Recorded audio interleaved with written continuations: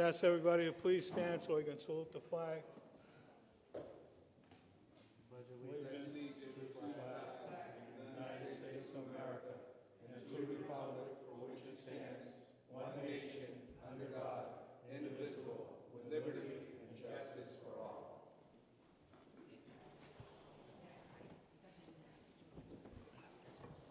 Ready? Counselor. Councilor Brown. Here. Councilor Judith Garcia. Councilor It's running late. Teneri Garcia. Present. Councilor Lopez. Here. Councilor Robinson. Yeah. Councilor Recupero. Councilor Vido. Present. Councilor De Jesus. Absent. Councilor Hattelberg. Councilor Vega. Absent. Councilor Taylor. Here. 8 and present, 3 absent. You have a quorum. Okay.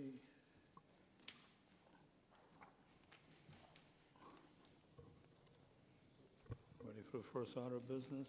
First order, we have memorials and celebratory resolutions. We have a resolution introduced by Council President Robinson and all members of council for Juneteenth. Whereas news of the end of slavery did not reach the frontier areas of the United States, particularly the state of Texas and other southwestern states, until months after the conclusion of the Civil War, more than 2.5 years after President Abraham Lincoln issued the Emancipation Proclamation on January 1st, 1863. And whereas on June 19, 1865, Union soldiers led by Major General Gordon Granger arrived in Galveston, Texas, with news that the Civil War had ended and the enslaved were free. And whereas African Americans who had been slaves in the Southwest celebrated June 19th, commonly known as Juneteenth Independence Day, as inspiration and encouragement for future generations. And whereas Juneteenth Independence Day began as a holiday in the state of Texas, with official observations taking place in the cities of Austin and Houston by 1867. And whereas celebration of Juneteenth declined after many states began passing Jim Crow laws, disenfranchising African Americans and restricting their ability to participate in the political process. And whereas Texas became the first state to make Juneteenth a paid state holiday in 1979. And whereas local activist Ben Haith, the founder of the National Juneteenth Celebration Foundation, created the Juneteenth flag in 1997, later revising the design in 2000 with a star representing the state of Texas, a starburst representing all 50 states, an arc representing a new horizon, and the colors representing the American flag. And whereas Congress passed a resolution declaring Juneteenth a federal holiday on June 15, 2021, and whereas the city of Chelsea will hold its Juneteenth celebration in Washington Park on Saturday, June 19, 2023 at 12 p.m. Now therefore be it resolved that the Chelsea City Council recognizes June 19, 2023 as Juneteenth and continues to support the nationwide celebration of Juneteenth to provide an opportunity for the people of the United States to better understand the experiences that have shaped our nation. Council Brown moves to adopt this unanimously under suspension. You have the floor, Councilor. Thank you, Mr. President. Again, thank you for the resolution from the council. Juneteenth, it stated, was a holiday, federal holiday. So this is a day that we have out that we can actually go out and celebrate. As the resolution stated, that Major General Gordon Granger pronounced that the slaves were free. This took place. It was a celebration. Some of the slaves were still free slaves at that point, but they was known in Texas that the slaves were free. Everyone went free. In 1865, the holiday celebrates the culture of Black history, the accomplishments, the life, the friends. We're honored to have all those folks before us to pave the way for us. We celebrate them on June 19 of this month coming up. As in the past, since this is the pandemic, we have had some really phenomenal celebrations. The CBC, they put celebrations together. They have the culture, they have the food, there's drumming, playing, there's folks with different tables with the good merchandise that you can purchase. So it's also a day that we can actually go out and not only celebrate, but also purchase and support Black-owned businesses.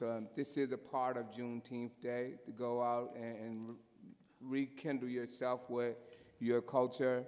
So it's a great day that we go out to celebrate. So I'm looking forward on the 19th here that the CBC will be hosting an event and be there. Hopefully we'll have better weather than we had on graduation day, but it was a great day also there. Thank you, Mr. President. Thank you. Chair recognizes Counsel Vido. Thank you. I just want to clarify, because it says Saturday, June 19th, but the 19th is actually on a Monday. So is the event actually on Saturday, or is it actually on Juneteenth? It's the holiday celebrated on the So Monday. it would be Monday. Yes. So then I move to amend that, so it says Monday. And I want the public to know that it is Monday, June Monday. 19th. Yeah, it's a federal holiday, so they celebrate it on that day. So noted. Next order. Thank you, Counsel. Next, we have a public hearing for the fiscal year 2024 annual budget. Public hearing. Anybody would like to address the council in regards to the city's budget?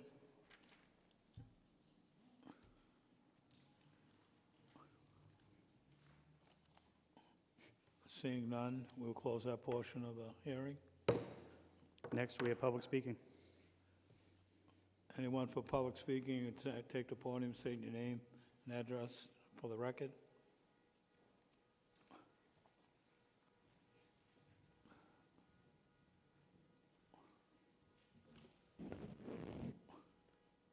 Good evening, Chief Albanese with the Fire Department. I'm here this evening to just, I heard there was a couple of questions about the microgrid projects with the energy battery storage systems. So I wanted to make a clarification and just let you know the fire department's stance. I did get your attention with the problem with battery storage and battery use with the budget hearing, and it is a concern for us. Our biggest concern is where they present a life hazard. So mobility devices and things that are within structures. These microgrid projects were brought to us for review early on by some representatives of Green Roots when they were in the grant writing portion of this. So these are basically, we're trying as best we can to keep these types of storage systems outdoors, and they met the requirements that we asked. We wanted them outdoors, at least 5 feet away, in line with the basic code for outdoor energy storage. So we do not have any concerns with these. These can be looked at as you would look at an outdoor generator. They do present a fire issue if there was a breakdown or a thermal runaway condition. But because they're outdoors, because there's a minimal life hazard, and we have no concerns with this. We gave our approval early on.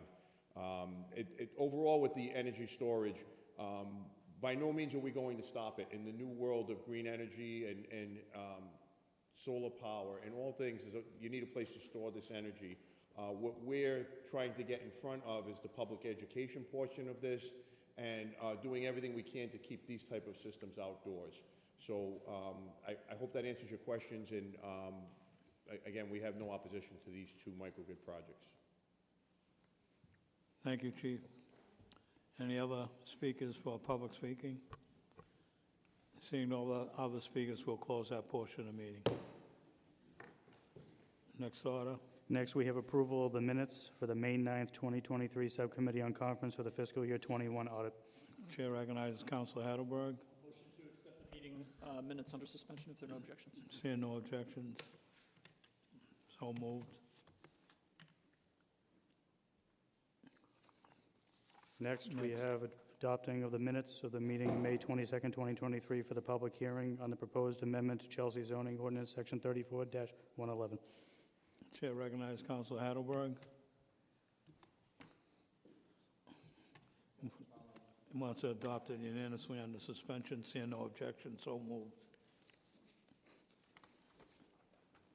Next, we have approval of the minutes for the regular city council meeting dated May 22nd, 2023. Adopt unanimously under suspension if there are no objections. Seeing, accept and file. Seeing no objection, so moved. Next, we have communications received from the city manager. We have a copy of a communication received from acting city manager Ned Keefe regarding notice of waiver intent. Dear councilors, pursuant to Administrative Code Section 1.12.02, Make a motion to accept and file the communication if no objection. Seeing no objection, so moved, Councilor. Adopted unanimously under suspension. next, we have a copy of a communication received from interim city manager Ned Keefe requesting council approval to appointments to boards and commissions. Dear councilors, pursuant to Section 4-2 of the Charter of the City of Chelsea, I am writing to recommend the following individuals to boards and commissions in the City of Chelsea. For appointment to the Conservation Commission, Ms. Emily Van Heckum of Chelsea for the recently vacated 3-year term expiring on December 15th, 2023. And for appointment to the Chelsea Housing Authority, Mr. Stanley Teresi of Chelsea to fill a city-designated position for the recently vacated 5-year term expiring on September 26, 2026. I respectfully request your approval of these appointments. Copies of the resumes are attached. Council Rideau moves to move it to a second reading under I also want to suspension. acknowledge that former city councilor Stan Teresi is present. Mr. President, thank you, Councilor. Next order. Next, we have a communication received from interim city manager Ned Keefe requesting residency waiver for Conservation Commission. Dear councilors, pursuant to Charter Section 9-5, multiple member bodies, the city council may approve a waiver of residency for a board and commission member upon the recommendation of the city manager. In accordance with this provision, I am writing to recommend and request a waiver from the residency requirement for a member of the Conservation Commission. Devin Braun has served on the Conservation Commission since September of 2020, and her term expires on February 28th, 2024. Ms. Braun has read. Can we waive the readings, accept and file under suspension? If there are no objections from my colleagues, we'll waive the rest of the reading and accept and file a communication under suspension. Thank you, Mr. President. Next, we have a copy of a communication received from interim city manager Ned Keefe regarding PEG access and the Community Preservation Act fiscal year 24 budgets. Dear councilors, I am writing to request approval of both the PEG access budget and the Community Preservation Act budget for fiscal year 2024. Pursuant to Mass General Law, Chapter 44, Section 53F, all Comcast payments required by the 10-year Comcast renewal license are paid into our PEG access and cable-related fund. In order to expend monies from this fund on behalf of the 3 entities that rely upon this source, Chelsea Community Cable Television, 62.22%, the school department, 22.22%, and the city, 15.56%, the city council must approve an annual budget for each of these entities. I am writing now to request approval of the FY23 budgets for each of those 3 entities. The requested FY24 budgets are Chelsea Community Cable Television, $213,045, School Department, $85,000, and City of Chelsea, $130,000. Details on these budgets are attached. The city will utilize its funding for translation services, internet and telecommunications access to City Hall services to support Year 2 of the MAPC City Chelsea Housing Authority Prattville Internet Access Project and improvements to the city's fiber network. And each year, the City Council must also approve the Community Preservation Act budget as adopted by the Chelsea Community Preservation Committee. The FY24 budget proposed by the Community Preservation Act Committee is attached. As you will see, the proposed CPA FY23 budget reserves for appropriation 95% of the estimated revenues, with 10% allocated to each of the 3 statutory reserve accounts and the remaining 65% being allocated to the budget reserve account. All of these accounts are subject to future appropriation by the City Council based upon recommendations from the Community Preservation Committee to fund specific projects. For the remaining 5% of the estimated revenues, the committee is requesting an appropriation for administrative expenses, which are expressly allowed by statute. The CPA committee expects to utilize the majority of these funds to continue to pay for its part-time administrator. In addition, the committee will use some funds to pay dues to the Community Preservation Coalition and to create outreach materials to inform residents about the fund and the use of their tax dollars. Please note that administrative funds can only be used in the fiscal year for which they are appropriated. At the end of the fiscal year, any unspent administrative funds will be transferred to the budgeted reserve account and available in the following year for funding of specific projects. I respectfully request your approval of both the PEG access and CPA budgets, and the necessary budget orders are attached. Accept and file a communication under suspension. There'll be a couple of orders coming up under. It needs to be moved to a second reading Oh, yes, second reading. under suspension. See no objection, so moved. Next, we have a copy of a communication received from Acting City Manager Ned Keefe regarding opioid settlement stabilization fund. Dear councilors, the Office of the Massachusetts Attorney General settled lawsuits against opioid manufacturers, distributors, and retailers for their role in contributing to the devastation caused by the opioid crisis in the Commonwealth. The settlements provide that the defendants pay states and municipalities billions of dollars annually, with a current end date of 2038, to supplement and strengthen resources for opioid prevention, harm reduction, treatment, and recovery. Massachusetts is anticipated to receive approximately $90 million for abatement of the opioid epidemic. Under the terms of the Commonwealth's approved state subdivision agreement, 40% of the funds will be directly allocated to the state's municipalities to be spent on abatement strategies informed from the Opioid Recovery and Remediation Fund Advisory Council. Chelsea received its first payment on or about July 15, 2022, the second payment in September of 2022, and an additional payment in November of 2022, for a total of $231,524.36. In order to deposit and therefore have access to these funds for the purposes for which they are intended, they must first be appropriated by the City Council. Here, I propose to assign the opioid settlement proceeds to miscellaneous revenue in FY23 and appropriate the same amount from FY23 certified free cash in order to allocate the FY23 equivalent value of the opioid proceeds to the below referenced special purpose opioid settlement stabilization fund. The City Council can create a stabilization fund for the purpose of holding and spending the opioid settlement proceeds by creating an opioid settlement stabilization fund and dedicating the settlement proceeds directly to that fund. In order to accomplish this, the City Council would need to do the following. Vote to accept the provisions of Mass General Law, Chapter 40, Section 5B, Paragraph 4, whereby it may dedicate without further appropriation certain receipts to any stabilization fund established pursuant to that section. Then vote to create the opioid settlement stabilization fund and dedicate the proceeds pursuant to Mass General Law, Chapter 40, Section 5B. A two-thirds majority vote of council is required to create the fund. Acceptance of these two actions will allow for opioid settlement proceeds to flow directly to the opioid settlement stabilization fund.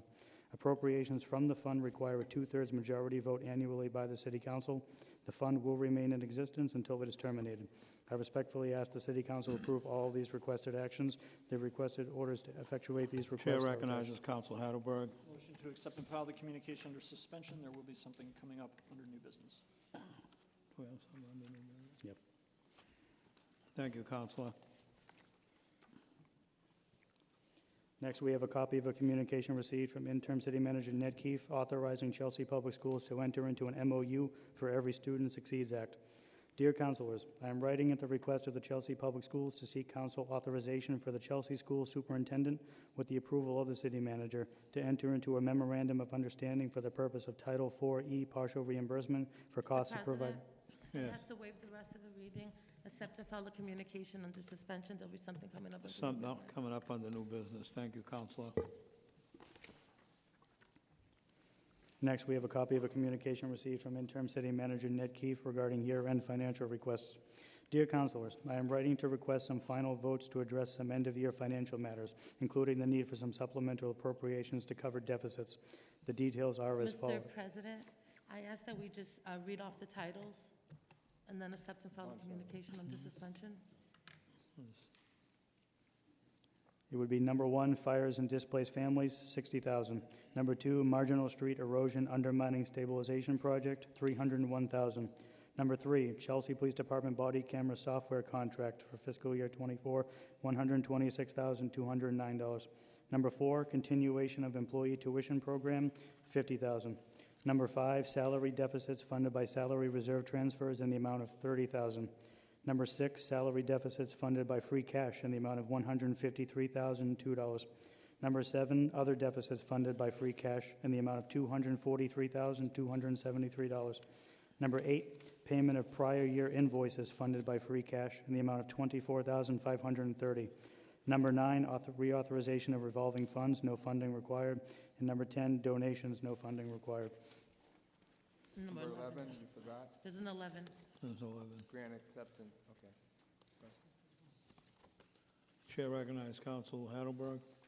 I also wanted to rise to speak briefly on this, this communication, just to explain what we're doing with the actual orders.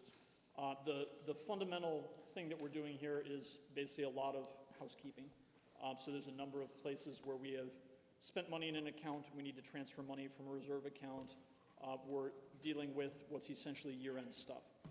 There's an enormous number of orders that come along with this, and as some of us were going through the packet, we were not entirely lined up in terms of the original packet that you received and the orders that we need to do. In your packet, what you'll notice, so we received in our packet an order that basically partially detailed some of the fund transfers. We're going to be accepting an amended order that lists out each one of the fund transfers. We then have 3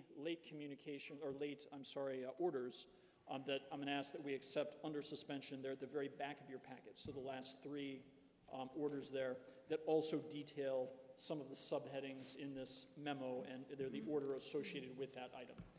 Because they're all financial orders, we're going to move them all to a second reading anyway. But basically, when the orders come up, we're going to be accepting a late order that was in this memo but not actually put in the packet, and then amending in order to make sure all the accounts are specified on it. So I hope that makes sense, and we'll deal with that when the orders come up. Thank you, Counselor. Counselor Recorvo, did you have your hand up? Oh, all right. Next order, please. Next, we have communications and petitions to the council. We have a copy of a communication received from the Traffic and Parking Commission approving the agenda items at the May 2nd, 2023 Traffic and Parking Commission meeting. Counselor Ineos Lopez, adopted. Adopted under suspension, roll call vote? Suspension or roll call? You want a roll call or under suspension? Don't we have to do a roll call vote for this? No, we can do it under suspension. Under If you want suspension then. if you want a roll call, we can roll call it. No, we should do it on suspension then. Okay. Suspension? Adopted. Yep. Mr. President, can I say something? Are you acknowledging me? Yes, I didn't hear what. Thank you. So I don't necessarily have an issue with this communication, but I know that there's a pending subcommittee that we need to have, but I'm a bit concerned about just the way that business is being conducted. We had an order come before us at a couple of meetings ago of a decision that the Traffic Parking Commission had made to award 5 parking spots over on Shawmut Street for the cemetery project. But it's supposed to come to us and then it becomes law, but unfortunately, the 5 spots have already been taken. As a matter of fact, they went to the Traffic Parking Commission to ask for these 5 parking spots before they were already taking them before they even asked for permission. And then it comes to us, and it just seems like pointless. It seems like we're being undermined. I mean, we are supposed to be approving this in these meetings, so I'm not sure what's going on or why business is being conducted. But we have an issue with parking in that area specifically, especially with the construction project over at Ennis. And for us to be just giving away 5 parking spots for an entire year to a vendor when they're not even going through the proper channels just seems a little off to me, and it seems a little disrespectful that they would even. So then why are we here to come to a city? I take my job very serious. Many of us are coming here to fulfill our role to the people, and so how are we? It doesn't make any sense. I don't know how people could just come and take 5 parking spots without even getting permission from us, but I really think that there needs to be a broader conversation about the way that we're doing business here, because I just don't think it's fair for us to be undermined the way that we are, and I just wanted to make sure that I said that out loud. Thank you. Thank you, Counselor Recupero. On agenda item number 9, Can you use the mic, please? I don't understand why they're asking us to approve it when they already put signs there. And I don't understand another thing. I don't know if people know what Charles Street is. It's a very small street. So they put sidewalks. People used to park there. So by you eliminating one side of it, now you have no more parking. You're taking away all the parking on one side. They're saying it's small. The whole area is small. But when you eliminate one side, you're taking away parking spots. And then you send us the agenda saying, no parking sign on the side. You already have it. It's already implemented. So how are you going to tell us for us to approve something that you already did? That doesn't make any sense. How are you going to, you should have waited to put the sign. And so I'm against that. I don't want it. I'm not approving that section. Section 9, I don't want it. I'm against it. They're not asking for your approval. This was approved last month. Was it approved last month by us? It came before this council. Not the parking department. Counselor. Came before us last month. And we approved it? Obviously, we did.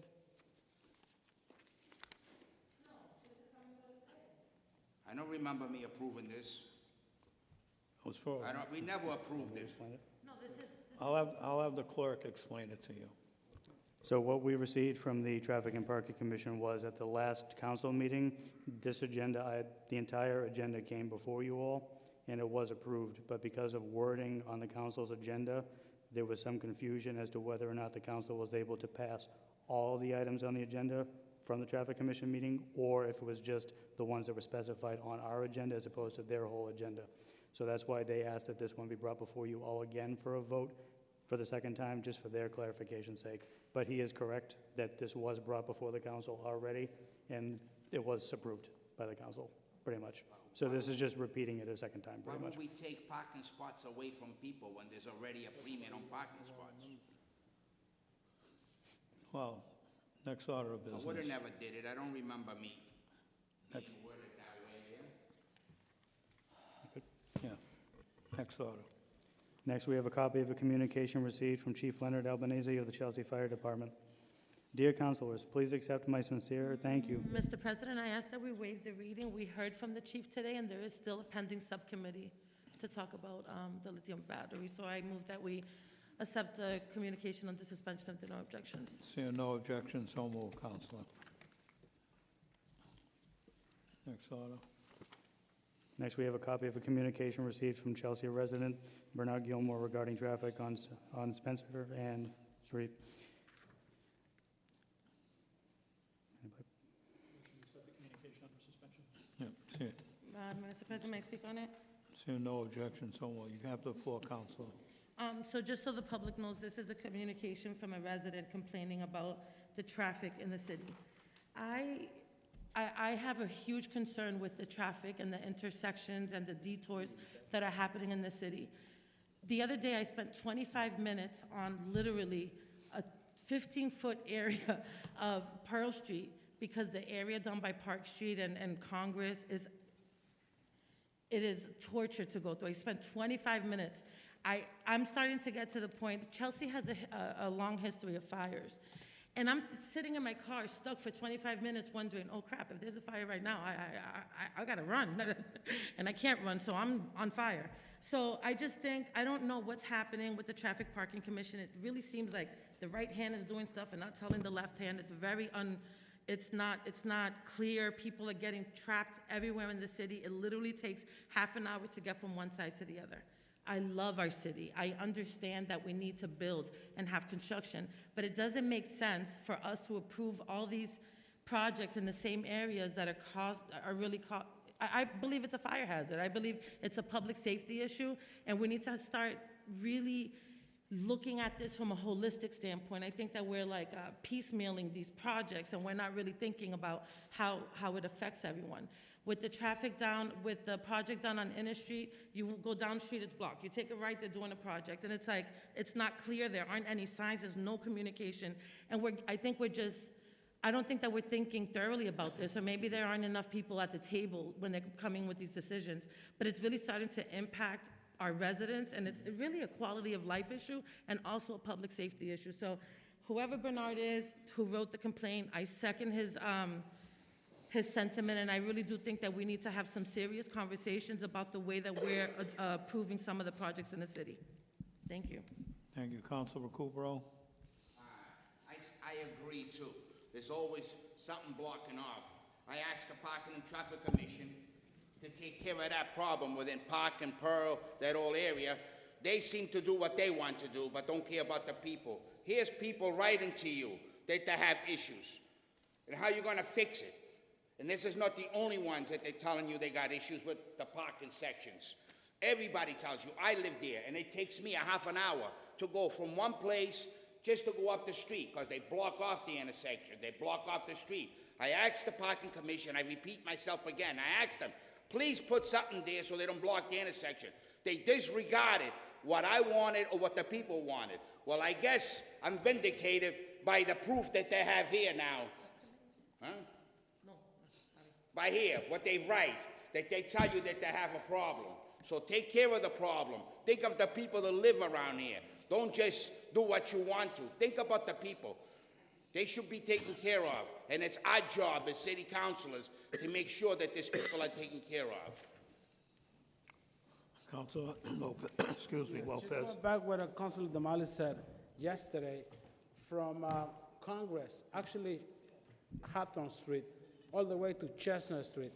I stayed there for a really long time, There was traffic all over the place, and we need to do something. I asked Alex Train a while ago when the all city managers were here, what can we do about it? Can we take that bicycle lane on Chestnut from Broadway, on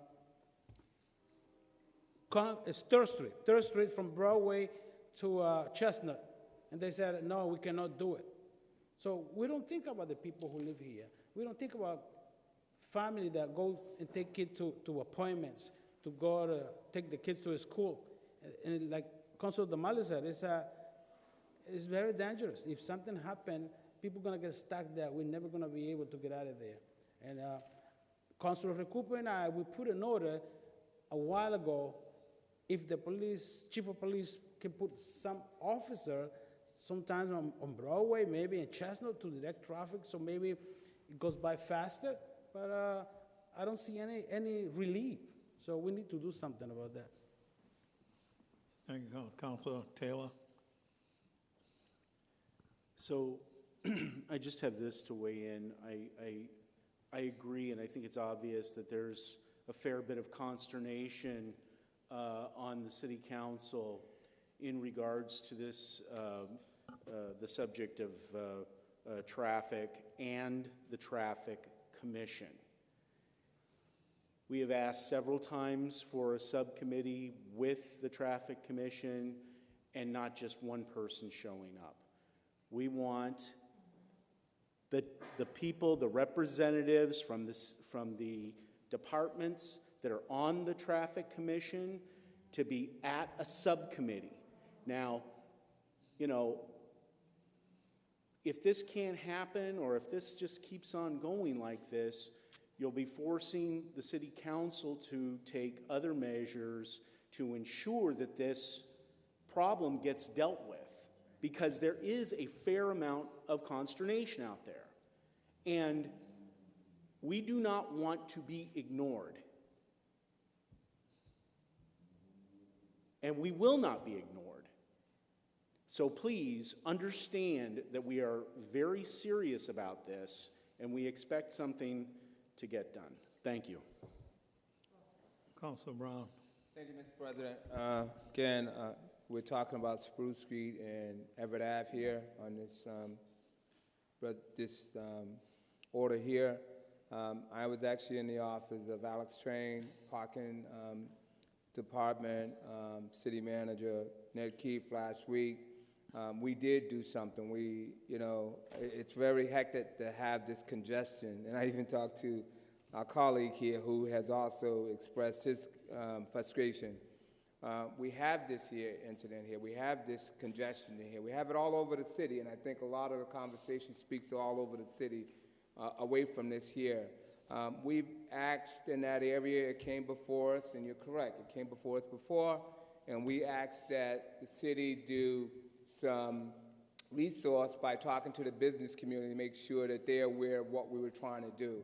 If you remember, we had, especially here on Everett Ave and Spruce Street, there was a proposal to have no parking from 5 a.m. to, I believe it was 10 a.m. That would allow some of the folks to pass up Everett Ave, turning on Spruce, coming up, hitting the Tobin Bridge. This is where a lot of the congestion is getting. I understand it's coming down from Carter Street and coming across Vale because we got those big developments over there. There's a bunch going on. But we need to tackle piece by piece. This here's a specific piece that we have before us today, and I agree that it's unbearable at times to come there, to get on the bus. I mean, my colleague here said he was on the bus for almost 45 minutes. It usually takes you about 5 minutes when it's not congested. So we need to work with the parking department. I spoke to the director, Alex, and he stated that the information has been going out to the residents. They've been getting the feedback. I believe this will be on the next parking agenda in the next meeting. So we're looking to get something done. But I spoke to also the city manager. With all the parking, with all taking the combination of all those new places on Vale Street and Carter Street, they're coming out.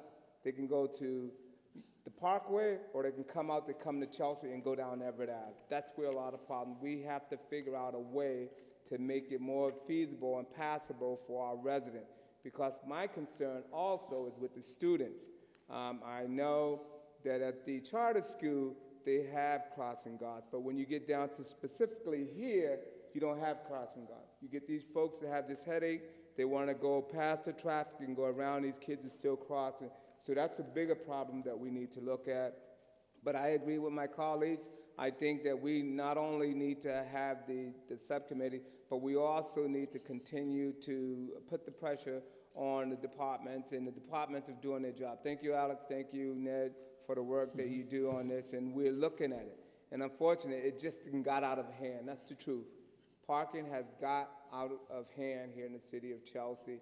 Streets seem to be getting narrow, and more cars seem to be coming in our community. So we have to figure out moving forward how we handle this. And we just got to ask people to have a little patience, because it is horrible, and I just don't want one of the children to get hurt by trying to cross at Spruce and Everett Ave. Thank you, President.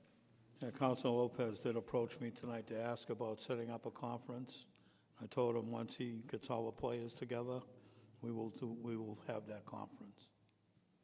Next order of business. Next, we have a copy of a communication received from Juan Vega, chairperson of the Chelsea Community Preservation Committee, regarding recommendations of grants from the Community Preservation Fund. Dear councilors, the Chelsea Community Preservation Committee is pleased to send to the City Council 3 recommendations for grants from the Community Preservation Fund.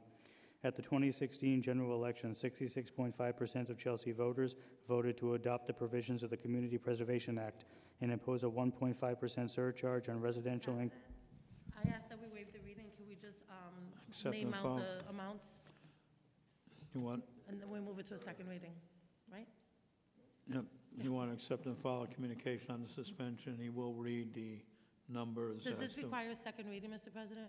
Yeah, that's going Oh, okay, just making sure. But if he can just read out the amounts, that would be great. Project number 1, Creekside Common Skate Park and Skate Planning for $40,000. Project number 2, Senior Rental Assistance for $400,000. And Project 3, Forsyth Pocket Park for $350,000. Thank you. Councilor Heidelberg. I do want to rise to speak on this communication because we'll be moving the fundamental orders to a second reading, so there's no opportunity to talk on them. This is me speaking from my own opinion. I deeply respect the work that the Community Preservation Committee is doing on this, and I love seeing it, and I'm thrilled to be funding these requests. I certainly intend to be voting for them.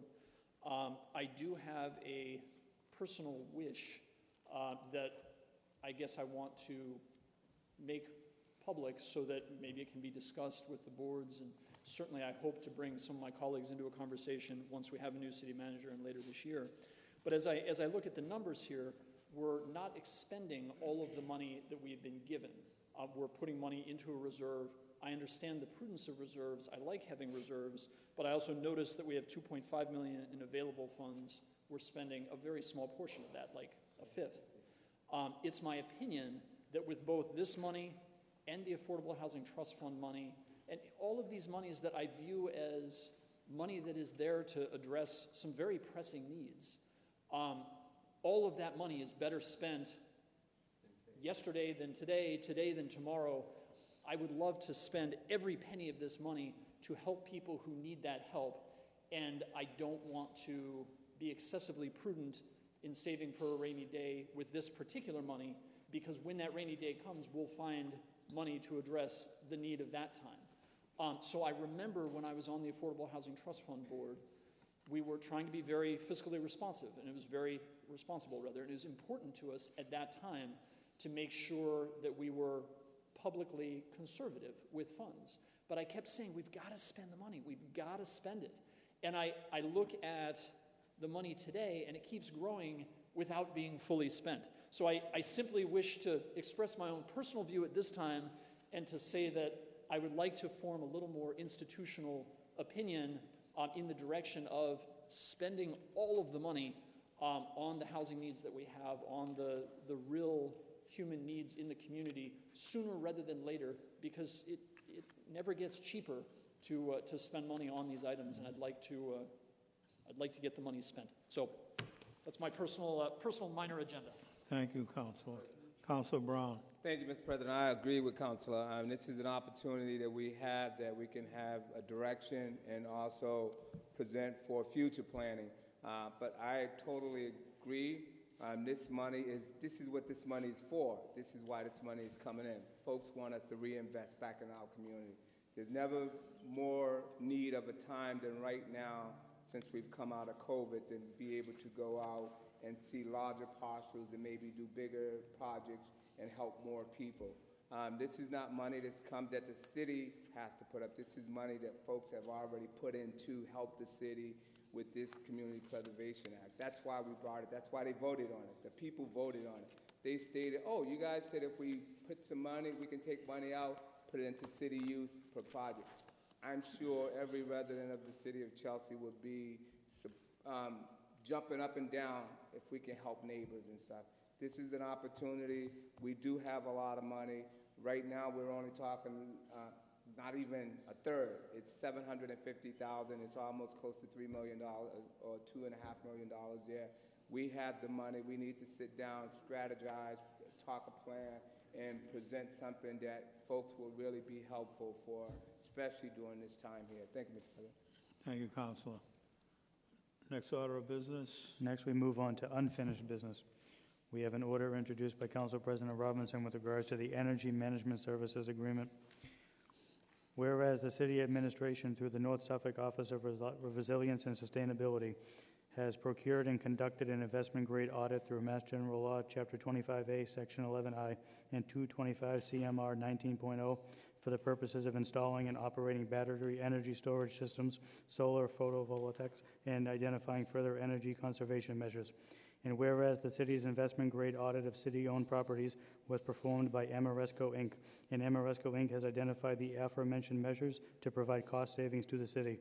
And whereas the city administration procured a tax-exempt lease purchase financing proposal to finance such energy conservation measures through a tax-exempt equipment lease purchase agreement with Bank of America Public Capital Corp. To realize such cost savings. And whereas the city administration desires to enter into a tax-exempt equipment lease purchase agreement with Bank of America Public Capital Corp. Or one of its affiliates to finance such energy conservation measures for a period of 15 years. And said tax-exempt lease purchase financing proposal has been shared with the City Council. And whereas the city administration desires to enter into an energy services management agreement with Amoresco, Inc. to manage the installation of such energy conservation measures for a period of 20 years, and said agreement has been shared with the City Council.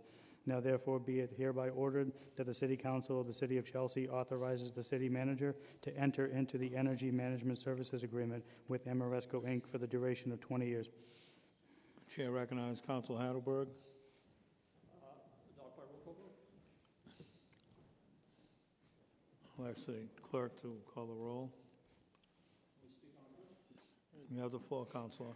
I think this does need to be spoken about. I know a number of us have had some stress and angst thinking about this particular one. I wanted to at least explain how I came to deciding I was going to vote for it.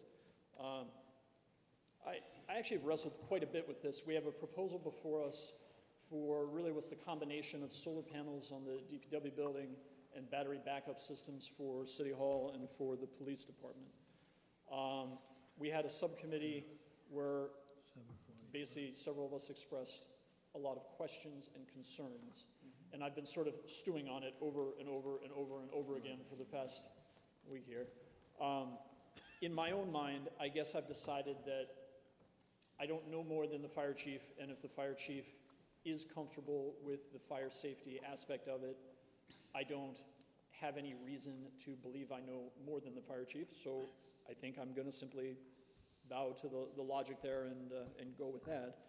And then on the financials of it, I think we're fundamentally supported by the solar part of it in terms of the support for this repaying the cost. So what we're trying to do here is we're trying to borrow money to buy solar systems and battery backup systems, and then we believe it's fairly likely to pay for itself over time while giving us more stable energy sources and backup, and there's some potential we could make money on it.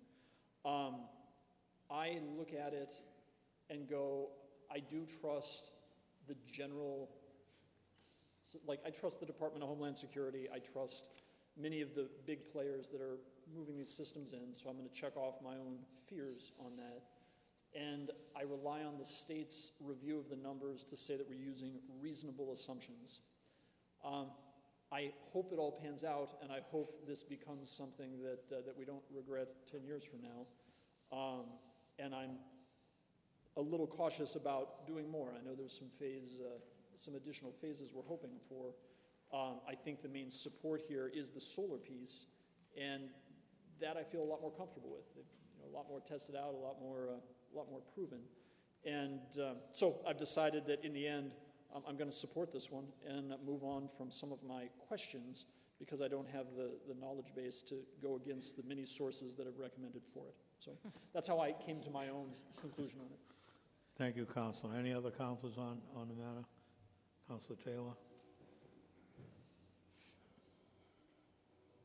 So I was under the impression we were continuing the subcommittee on this. Didn't we continue the subcommittee on this? Is this a microphone? Sorry? There was a continuation of subcommittee, and it was understood that they reached out to you and Heidelberg at some point to talk about. I got information today, and so I actually wanted to have a dialogue with the fire chief instead of him coming to public speaking where we cannot respond and we cannot have that dialogue. I certainly don't think I know more than the fire chief or more than anyone else, but I do have some substantial reservations about this project.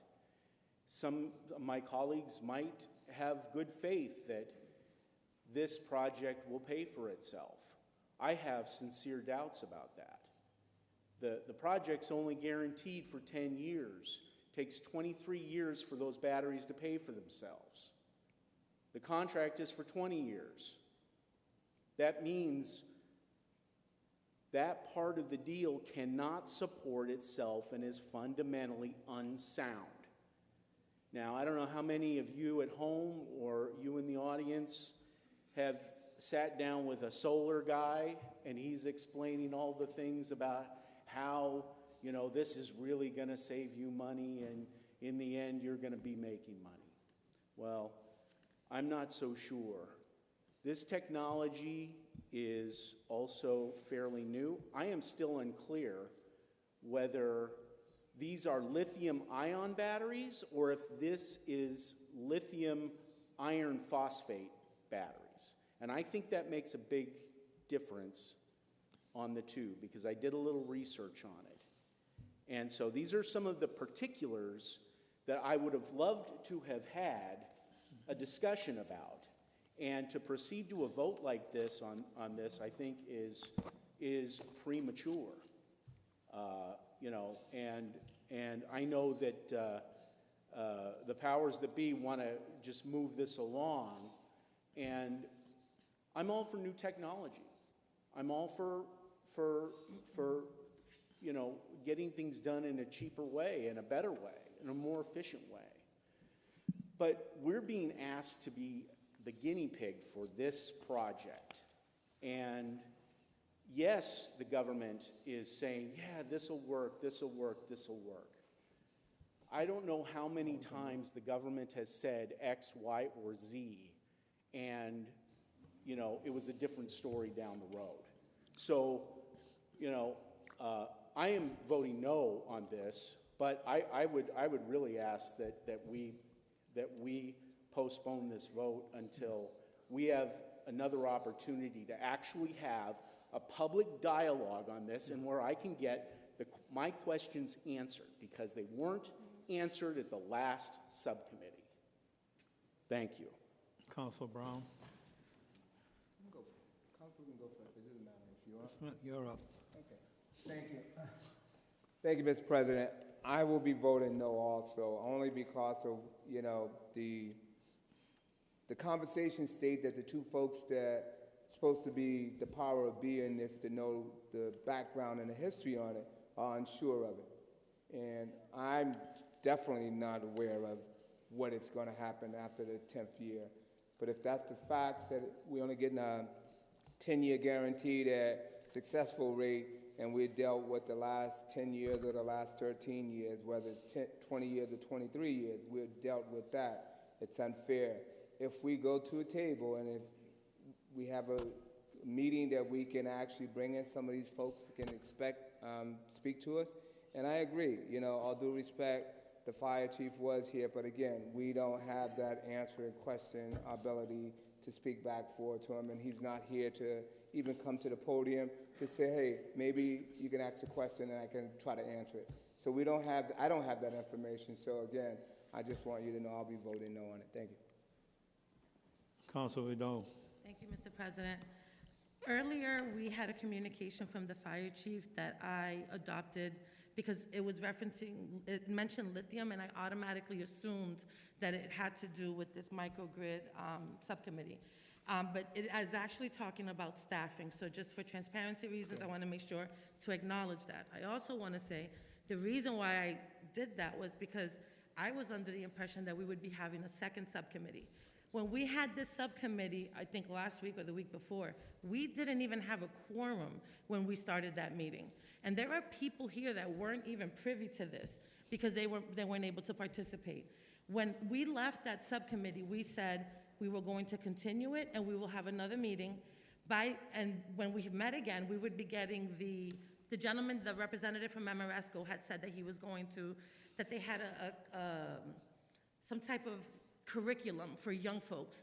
And so I said, for me to understand these things, I need a curriculum at that level because it really was really complicated. We were supposed to get that from Amoresco as well as some additional information that was only sent to us today. I have no problem with this.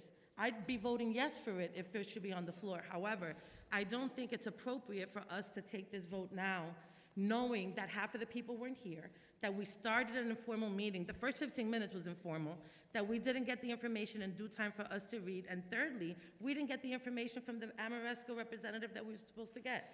So I'm going to be voting no on this. I would, if it goes on the floor, I would suggest that we resend it to subcommittee on conference and have a conversation as to not delay this any further. But I think it would be highly inappropriate for us to go forward. Is that your motion? Yeah, let's move it to a subcommittee because it's not going to pass. Under suspension? Under suspension, if everybody's okay with it. Speak on the amendment. I actually agree with that and personally would welcome it as well. Yeah. If faced with the call of whether to support or not support, I'm going to support. But Yeah. I also share the same Yeah. opinion that more conversation is a better thing. It was under that impression as well. So Thank you, Mr. I have no objection to amending the request for a vote there. Councilor Taylor. Thank you. Thank you for that motion. So I want to have an open mind and be fair and honest about this decision. I do have substantial questions about this, and I am fairly skeptical. However, if those questions are answered appropriately and if it makes sense, I will vote for it. Mm-hmm. But to have it go through like this without having any answers, Yep. the fire chief saying, oh yeah, we're okay with it, but you can't ask any questions because this is public speaking. I mean, I'm sorry, that is not enough. And I'm really kind of taken aback by this whole thing and how this has transpired. So, you know, I'm actually not very, very happy with a lot of this because we really need to be able to do our due diligence on this. And that means getting the information in a timely manner so we can look at it, digest it, and not just be emailed something and then be expected to vote on it when half the people in this council were not at that subcommittee. Mm-hmm. And then, you know, this is not a way to run a railroad, folks. So, you know, with all due respect to everyone, I understand things, we have time constraints and everything else, but we need the necessary information to make prudent decisions for this city. And you know, we do take our jobs seriously here, and so this is why we're objecting to this type of thing. So thank you for moving this to subcommittee. I think that this is the right move. Thank you. Yes. Colleagues have shared. I remember at the subcommittee, there were concerns about us reaching a deadline where the grants would no longer be available. Can someone elaborate a little bit more on that? And if we are setting the subcommittee, can we make sure that that deadline is not missed?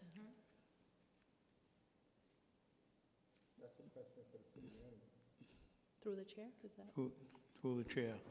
Could you answer that question, or Alex Train? I think what's accurate to say is that the grant does have a deadline, and we have some borrowing terms that do expire at the end of this month as well.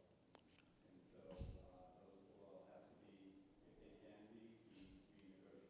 Ned, Yeah. can you speak to them in the mic? Yeah. Sorry. Through the chair.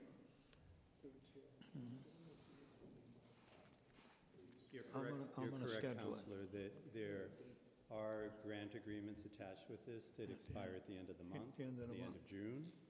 And there are also terms of the lease agreement that expire at the end of this month. So both of those items would, if they are certainly the terms are renegotiable on the lease equipment.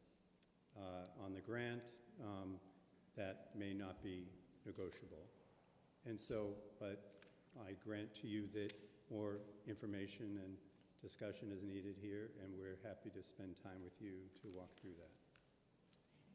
Thank you, Ned. I would just urge that we try to meet that deadline, right? Because I know that at the meeting, it was mentioned that there is community input that supports this project. I want to be mindful that that is also something on the line, and just so that we can get our concerns cleared, but not damage this And project. we need counselors to show up. So we're all on the same page. This conference will take place next Monday night at 6 p.m. Once again, next Monday night at 6 p.m. I am out of town. Just saying. Thank you, City Manager. Next order of business. Next, we have the equipment lease purchase agreement, which is also being moved to conference. That's being moved to conference. We move on to new business. We have an order introduced by Council President Robinson. Order requesting a subcommittee on conference with the Department of Housing and Community Development and the Law Department to examine the possibility of creating a master list of Chelsea residents related to affordable housing, and subsequently explore the ability to recommend Chelsea residents for new affordable housing developments. Adopt unanimously under suspension if there are no objections. If I may, I'd also like to amend that to include a mix of housing, including workforce development and market rate units, and also home ownership. Now you can make the motion, Counselor. Adopt unanimously under suspension if there are no. Thank you, Counselor.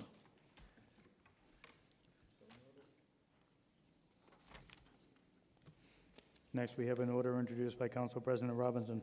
Ordered that the Chelsea City Council hereby approves a waiver of residency pursuant to Charter Section 9-5, multiple member bodies for the Conservation Commission member position held by Ms. Devin Braun. Counselor Brown moves a roll call vote on the adoption. Seeing no objections. A Clerk yes will call. vote will be to grant the waiver. Councilor Brown. Yes. Councilor Judith Garcia, absent. Councilor Teneri Garcia. Yes. Councilor Lopez.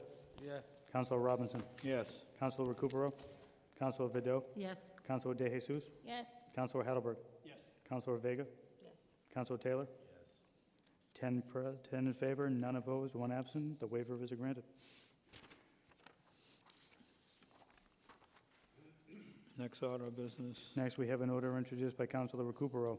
Order requesting the acting city manager look into the possibility of contracting with a different company for all streetlight repairs in the city of Chelsea. Under suspension, I'd like to speak on it. You have the floor, Counselor. This has been going on for years and years and years. I know that many poles in our city, the lights stay on all the time, and many poles, the lights don't get turned on at all. There's always an excuse. For years, here's the excuse I always hear, so let the public understand. First thing they tell you is find out the number of the pole. Once you find the number of the pole, you will give it to the electric company to make sure that it isn't a problem with the electric company. If that's not the problem, then we go back to our own contractor that we have, and they change the lights or whatever it is, adjust them. But it doesn't happen. So, lights stay on for months. Lights get not on for months. So, we have a company that checks them out. How many do they routinely go out and check these lights? Even though I've called myself many times with the pole number and everything, and nothing happens. So how do we resolve this issue that has been going on for years? We complain here. I'm an elected official of the people. The people complain to me. I'm telling you, the company that's supposed to fix it, but nothing happens. So how do we fix it? What are the other option we have? We have a company, they go, but they never fix them. We call them, the electric company, or whatever it is. It's not my issue to understand how to fix this problem. I'm only a representative of the people to make sure that it gets done. And that's what I want to see. I want to see it done, and it's not. You could go around our city, and you will find many lights they stay on, many lights that are broken. That's not what we have a company to do that. So why isn't it doing its job? Thank you. Thank you, Counselor. Next order of business. Next, we have an order introduced by Councilor Recupero. Order requesting the acting city manager look into the possibility of providing all municipal employees the ability to use FMLA. Chair recognizes Counselor Recupero. Adopt under suspension, like to speak on it? You have the floor, Counselor. Yeah. Suspension and ask that we do this by roll call vote. Okay, no problem. That's what you want to do? You want to read the order? Speak on it. Thank you. This is an order that only asks the city manager to look into it. We really can't tell the city manager what to do on it. We can only ask him to negotiate with the employees of the city. I think it's a good thing to have, if you're a pregnant lady and you have, I know the city gives you FMLA, it pays you, but it pays you with your own time. So, I know the state takes some money out of people to do something, to pay for some type of FMLA, which is paid. So I was wondering, why not negotiate with some of the unions? If the unions or the employees wish to have something, they will pay themselves. You know, it's not that's required by any of us to do anything. We really cannot require any. The only thing we can ask is the city manager to look into it. And that's all I'm asking, is for the city manager to look into it. It's good for pregnant women. It's good for people that need to take care of their families. After their time expires, what if they needed extra money? What would they have to do? It's a good idea, at least to explore, to look into it. Doesn't mean that we're going to implement it. It's up to the city manager to at least talk about it. And it's all it is a dialogue, to talk to the unions, to the employees. That's all it is to at least try to do something for women, for people that, men that need it, or any type that needs some type of help. Counselor Heidelberg. So I personally intend to vote no on this, not actually on the substance of it at all, but because I believe there's a lot of active negotiation that happens in the city with employee contracts and discussions of benefits, and I really don't believe we should have anything to do with this on the council floor, and don't want to set a standard that we're going to enter into these conversations while the city is in dialogue with employees. So I believe this is an order that actually shouldn't have been brought, and I'm personally going to be voting against it. Councilor Vido. I appreciate my brother councilor's sentiments, but I know that there is certain criteria that one must meet in order to qualify for family medical leave. And I also believe that this is interfering with the day-to-day operation, so I too will be voting no. Counselor Taylor.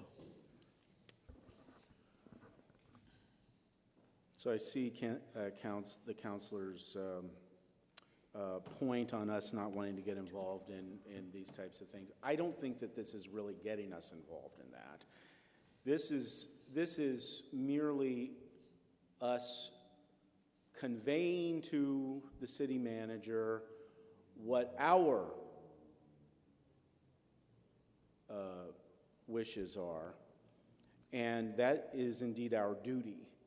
And I think that we need to cut our fellow counselors some slack when they want to get a message across to the city manager on a specific subject. That does not mean that the city manager must do exactly what the order says, but to look into it and then to respond. I find that is in no way interfering with any type of negotiations with employees or unions, so I'll be voting for it. Any other councilors? Councilor Brown? You know, I don't know what this says really. So it says, request the acting city manager look into the possibility of providing all municipal employees the ability to use. So I think it goes across the line.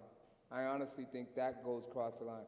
Now, if you ask the city manager to have a discussion with the representatives in the union contracts as they discuss their union or their bargaining, that's one thing. And I don't even like to have that kind of conversation. I wouldn't entertain that kind of conversation. But I think this shows that the city council is forcing or pushing in a direction that we should not be pushing in. And so I'm going to vote no against this also. I'm a little divided on this, but I will say that some of the councilors have been working closely with staff within the municipality to create a women's commission. And to the point of my fellow councilor, you know, as a mother, these needs are important to me, and I know they're important to many mothers who work here and in different places within our community. Now, I will admit that to the point of some of my counselors, I don't know enough about the contracts and the negotiations and how this will impact. I do believe that this conversation would be a perfect conversation for the Women's Commission. But if anything, this evening, I will be voting no and requesting a conversation maybe in the form of a subcommittee. I understand that many meetings, it becomes a conflict, but if we can get a subcommittee to get more information as to what are the negative impacts, then I would feel more comfortable in voting on this. Any other speakers on the matter? Seeing none, I'll ask the clerk to call the roll. Councilor Brown? No. Councilor Judith Garcia, absent. Councilor Teneri Garcia? Yes. Councilor Lopez? Yes. Councilor Robinson? No. Councilor Recupero? Yes. Councilor Vido? No. Councilor De Jesus? No. Councilor Heidelberg? No. Councilor Vega? No. Councilor Taylor? Yes. 4 in favor, 6 opposed, 1 absent. The order is rejected.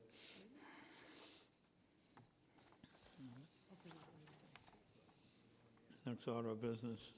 Next, we have an order introduced by Councilor Lopez. Order requesting the acting city manager and DPW commissioner provide, my apologies, send DPW personnel to repair the fence at the Box District Park on the corner of Library Street and Highland Street. Chair recognizes Councilor Lopez. Doctor, on the suspension, I would like to speak on Seeing it. no objection, so move. You have the floor, Councilor. It's been almost 2 years. There was an accident on the corner of Highland and Library, and they damaged the fence. And I don't know why is the reason that it has been fixed. I keep getting complaints from people who live around there.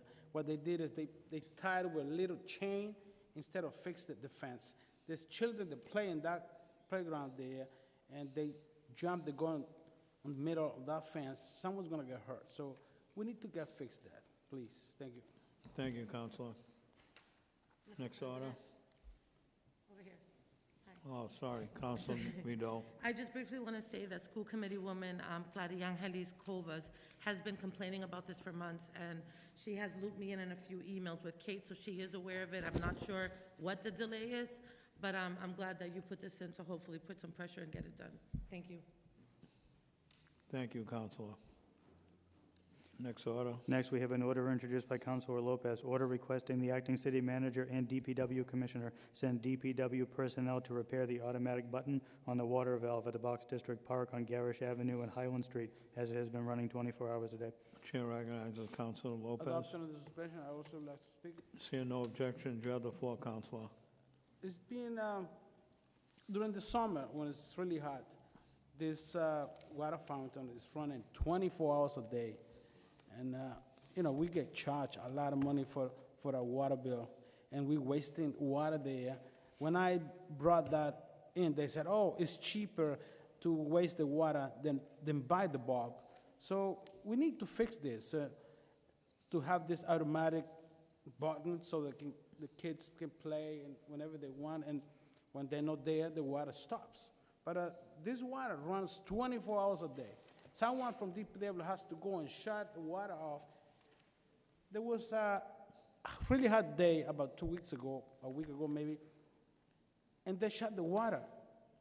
It was so hot, the kids had no water there because they shut it off all the way. If we fix this bulb, this button, you know, it will be good for the kids. So anytime they want to play, they just press the button and they have water again.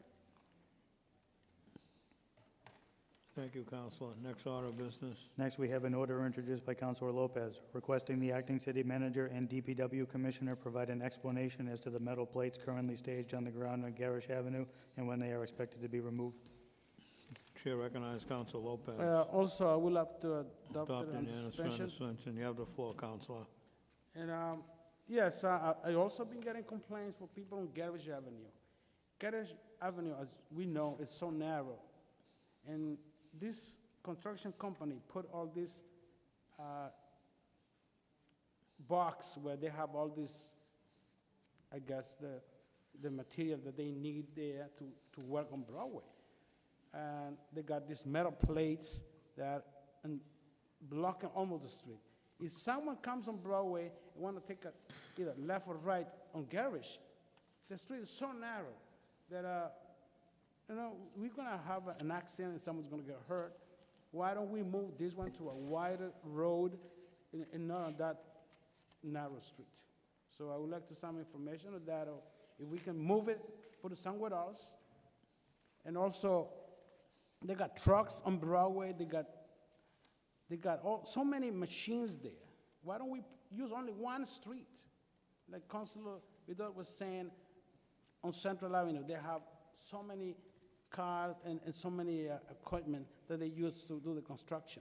We take them so many parking spaces from our people in the city of Chelsea. When they come back from work after a part-time job or something, they have no parking. And we taken on this narrow street, taking our parking street from our people. We need to do better, like, you know, parking and traffic. There should be a solution for all this stuff.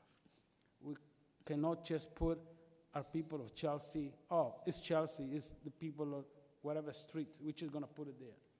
We got to think about our people. Thank you. Thank you, Councilor. Next order of business. Next, we have an order introduced by Council President Robinson regarding appropriations from the fiscal year 2023 Community Preservation Fund for Community Preservation Act projects. Councilor Move this to a second reading. Heidelberg, yep. Under suspension, seeing no objections. And if there are no objections, I would also move the next order for the Community Preservation Committee operating budget to a second reading. Seeing no objections, so moved. Will be a second reading. Next, we have an order introduced by Council President Robinson regarding the fiscal year 2024 PEG access budget. Motion to move this to a second reading. Seeing no objections, so moved. Mr. President, I ask that we send all of the ones all up until W, to a second reading. Hold on one second. Hold on 1 second. Those are the ones that, okay. To W? What, can you repeat your It question? looks like these are all cash appropriations, so I'm asking that we move every order from J through W We can. to a second reading. Is that right? My only request would be that we have, some of them need to be moved as amended to catch the account numbers that we added. So just where appropriate, accept the amendment as well and move that to a second reading. For clarification, the order listed in your packets 23F49, accepting the provisions of Mass General Law, Chapter 40, that does not require a second reading. That one can be voted on tonight. The other two measures regarding creating the fund and appropriating the money, those do require a second reading. But that one you can roll call vote tonight if you choose. Thank you, Mr. Clerk. Which one? That would be 23F49 in your packets. So it would be the one on the agenda right now, before you all. Accepting the provisions of Mass General Law, Chapter 40, Section 5B, creating the opioid stabilization fund. So I'd motion for a roll call vote on the creation of the opioid stabilization fund. On the adoption. I'll Clerk. Want me to read the order? Want to read the order? The order is as follows. Order that the City of Chelsea accepts the fourth paragraph of Massachusetts General Law, Chapter 40, Section 5B, which provides for the dedication without further appropriation of all or a percentage not less than 25% of particular fees, charges, or receipts to a stabilization fund established under Massachusetts General Law, Chapter 40, Section 5B, to be effective for the fiscal year beginning July 1st, 2023. A yes vote will be to accept the provisions. So we have a move for a roll call vote, Mr. President? Yeah, we're on a roll call. Anyone speak? Councilor Brown? Yes. Councilor Judith Garcia? Absent. Councilor Teneri Garcia? Yes. Councilor Lopez? Yes. Councilor Robinson? Yes. Councilor Recupero? Yes. Councilor Vido? Yes. Councilor De Jesus? Yes. Councilor Hattelberg? Yes. Councilor Vega? Yes. Councilor Taylor? Yes. 10 in favor, none opposed, 1 absent. Order is adopted. The next one's go to a second reading.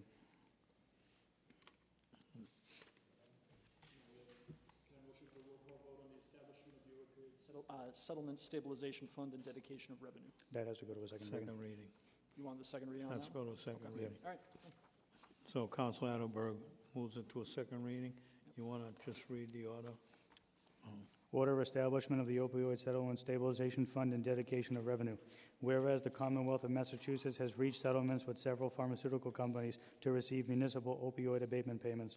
And whereas the opioid settlements fund have specific uses as outlined in the Commonwealth of Massachusetts State Subdivision Agreement, wherein all the recoveries must be used to fund prevention, harm reduction, treatment, and recovery programs. And whereas the City Council of the City of Chelsea desires to capitalize and realize the benefit of these funds. Now therefore be it resolved that the Chelsea City Council hereby adopts an opioid settlement stabilization fund in accordance with Massachusetts General Laws, Chapter 40, Section 5B, in full accordance with the statute, which may be expended for all the purposes allowed by law. Dedicate to such fund without further appropriation 100% of all opioid litigation settlement funds received by the city, and directs the city manager to take any and all action necessary to accomplish this task. All right, Council Hattelberg moves it to a second reading under suspension. Seeing no objections. Next order. Next, we have the order introduced by Council President Robinson regarding authorization of the appropriation of funds to the opioid settlement stabilization fund. Second reading. Council Hattelberg moves to move it to a second reading under suspension. Seeing no objections, so moved. Next, we have an order introduced by Council President Robinson regarding authorization for Chelsea Public Schools to enter an MOU for Every Student Succeeds Act. Whereas the Chelsea School Department wishes to enter into an agreement with the Commonwealth of Massachusetts Executive Office of Health and Human Services, Department of Elementary and Secondary Education, and Department of Children and Families to allow participation in Title IV-E claiming of transportation expenditures for children in foster care. And whereas the Every Student Succeeds Act promotes education stability by allowing a student the right to continue to attend the school in which they were enrolled in at the time of their placement in foster care, unless it is determined not to be in the student's best interests. And whereas the City Council of the City of Chelsea desires to capitalize and realize the benefit of these funds. Now therefore be it resolved that pursuant to Mass General Law, Chapter 44, Section 70, the City of Chelsea, by vote of its City Council, authorizes the Chelsea School Superintendent as the representative of the local education agency with the approval of the City Manager to enter into a memorandum of understanding for the purposes of Title IV-E reimbursement. We can roll call this one. Council Hattelberg moves to roll call on the adoption, seeing if there are no objections. The roll call vote will be on ordering to authorize Chelsea Public Schools to enter into the MOU. Counselor Brown? Yes. Counselor Judith Garcia, absent. Counselor Tenieri Garcia? Yes. Counselor Lopez? Yes. Counselor Robinson? Yes. Counselor Recupero? Yes. Counselor Vido? Yes. Counselor De Jesus? Yes. Counselor Hattelberg? Yes. Counselor Vega? Yes. Counselor Taylor? 10 in favor, none opposed, 1 absent. Authorization is adopted.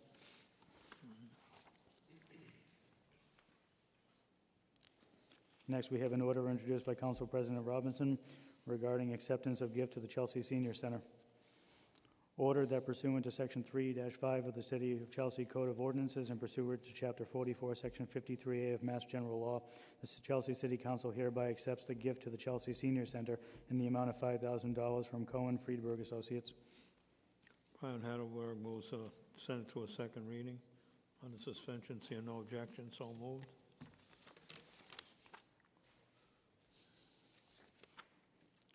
Next, we have an order introduced by Council President Robinson. Order that the Chelsea City Council hereby accepts and approves the grant from the Mass Center for the Book in the amount of $2,750 to support the Gateways to Reading program for family literacy in Chelsea. Council Hattelberg moves it to a second reading. Under suspension, seeing no objection, so moved. Next, we have a copy of an order introduced by Council President Robinson. Order that pursuant to Section 3-5 of the City of Chelsea Code of Ordinances and pursuant to Chapter 44, Section 53A of Massachusetts General Law, the Chelsea City Council hereby accepts gifts to the Chelsea Public Library pursuant to the following. Literacy Day, $250 from Metro Credit Union, $500 from Gulf Oil Company.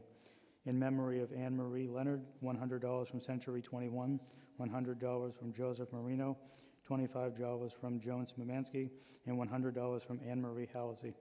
And number 3, in memory of Francis J. Zika Jr., $100 from Terrence Murphy and $125 from Anonymous. Brian Hattelberg moves it to a second reading. Under suspension, seeing no objection, so moved. Next, we have an order introduced by Council President Robinson. Order that the Chelsea City Council authorizes the appropriation of $60,000 from free cash to the fiscal year 2023 Emergency Management Department Emergency Housing Account. Brian Hattelberg moves it to a second reading under suspension, seeing no objection, so moved. Next order. This one, yeah. We have an order introduced by Council President Robinson as amended by Council Hattelberg. Order that the Chelsea City Council authorizes free cash appropriations for the following. $700 to fiscal year 23 Legislative Department advertising. $500 from free cash to fiscal year 23 legislative printing. $10,000 from free cash to fiscal year 2023 Fire Department gasoline account. $15,000 from free cash to fiscal year 2023 Fire Department lighting account. $102,647 from free cash to fiscal year 2023 DPW snow removal contract services. $96,426 from free cash to fiscal year 2023 DPW snow removal salt account. And $18,000 from free cash to the fiscal year 2023 DPW structures and grounds telephone lines. Move this to a second reading as amended. As amended. As amended. So moved. Brian Hattelberg moved to a second reading under suspension. Seeing no objection, so moved. Next order of business. Next, we have an order introduced by Council President Robinson setting up revolving accounts. Whereas pursuant to Mass General Law, Chapter 44, Section 53E1-2, the city has adopted a new ordinance pursuant to Section 2-200 authorizing 6 revolving funds. Whereas each year, the ordinance requires the city to annually vote on or before July 1st on the amount that may be spent from each of the revolving funds during the Motion to waive the remainder of the reading and move this to a second reading. Second reading. Under suspension, seeing no objection, so moved. Next, we have an order introduced by Council President Robinson, authorization of a revolving account for the school department non-resident student tuition revolving fund. Again, motion to waive the reading on this and move it to a second reading. Under suspension, seeing no objection, so moved. And this order is amended. Next, we have an order introduced by Council President Robinson as amended by Councilor Hattelberg. Order that the City Council authorize the following appropriations of free cash. $12,839 to fiscal year 2023 City Clerk regular salary. $15,800 from free cash to fiscal year 2023 City Clerk overtime account. $3,283 from free cash to fiscal year 2023 licensing regular salary account. $15,824 from free cash to fiscal year 2023 Housing and Community Development regular salary account. $17,224 from free cash to the fiscal year 2023 Emergency Management regular salary account. $43,933 from free cash to fiscal year 2023 Emergency Management overtime account. $5,625 from free cash to fiscal year 2023 Emergency Management language stipend. $12,489 from free cash to fiscal year 2023 DPW snow removal overtime account. $3,585 from free cash to fiscal year 2023 Elder Affairs regular salary account. $900 from free cash to fiscal year 2023 Elder Affairs clothing allowance. $1,800 from free cash to fiscal year 2023 Elder Affairs unused sick leave bonus. And $19,700 from free cash to fiscal year 2023 Employment Benefit Medicare account. Motion to move as amended to a second reading. Under suspension, seeing no objection, so moved. Moved as amended. As amended. Next, we have an order introduced by Council President Robinson as amended by Council Hattelberg, authorizing transfers from salary reserve accounts as follows. $6,859 from salary reserve to fiscal year 2023 auditing regular salary account. $2,433 from salary reserve to FY23 auditing overtime account. $3,453 from salary reserve to FY23 purchasing regular salary account. $10,528 from salary reserve to FY23 treasurer regular salary account. $1,579 from salary reserve to FY23 treasurer overtime account. $300 from salary reserve to FY 2023 treasurer longevity account. And $4,848 from salary reserve to FY 2023 city clerk regular salary account. Motion to move this as amended to a second reading. Second reading, seeing no objection, so moved.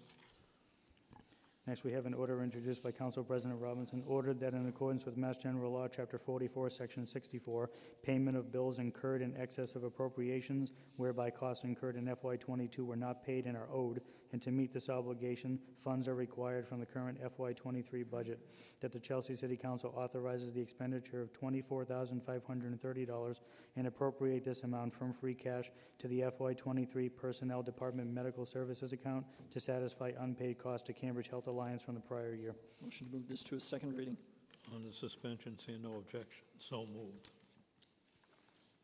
Next, we move on to the FY23 budget.